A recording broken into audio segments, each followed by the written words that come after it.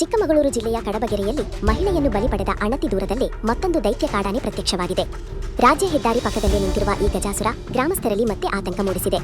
ಇತ್ತೀಚೆಗಷ್ಟೇ ಕೂಲಿ ಕಾರ್ಮಿಕ ಮಹಿಳೆಯನ್ನು ಬಲಿ ಪಡೆದಿದ್ದ ಕಾಡಾನೆ ಕಾರಣವಾಗಿ ಬಾಳೆಹೊನ್ನೂರು ಮತ್ತು ಕಡಬಗೆರೆ ಪ್ರದೇಶ ರಣರಂಗವಾಗಿತ್ತು.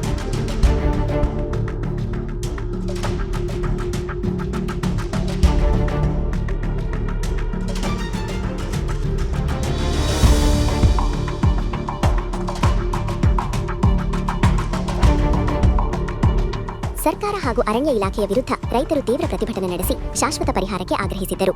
ವಾರದಲ್ಲಿ ಇಬ್ಬರನ್ನು ಬಲಿ ಪಡೆದ ಸಲಗನ್ನು ಅರಣ್ಯ ಇಲಾಖೆ ಟ್ರ್ಯಾಕ್ ಮಾಡಿ ಆನೆ ಕ್ರಾಲ್ಗೆ ಸೇರಿಸಿತ್ತು.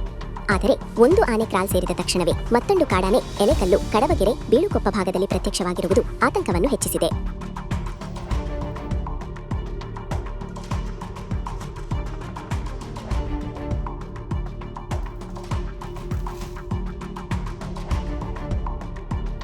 ದೊಡ್ಡ ಕೊರೆಗಳನ್ನು ಹೊಂದಿರುವ ದೈತ್ಯ ಕಾಡಾನೆ ತೋಟಗಳ ಸುತ್ತ ಸಂಚರಿಸುತ್ತಿರುವುದರಿಂದ ಗ್ರಾಮಸ್ಥರು ಭಯಭೀತರಾಗಿದ್ದಾರೆ. ತೋಟಗಳಿಗೆ ಕೆಲಸಕ್ಕೆ ತೆರಳುವ ಕಾರ್ಮಿಕರು ಹಿಂದೇಟು ಹಾಕುತ್ತಿದ್ದಾರೆ. ಒಟ್ಟಿನಲ್ಲಿ ಕಡಬಗೆರೆ ಭಾಗದಲ್ಲಿ ಮತ್ತೆ ಕಾಡಾನೆ ಭೀತಿ ಮರುಕಳಿಸಿದ್ದು ಸ್ಥಳೀಯರು ತಕ್ಷಣ ಕ್ರಮ ಕೈಗೊಳ್ಳುವಂತೆ ಆಗ್ರಹಿಸಿದ್ದಾರೆ.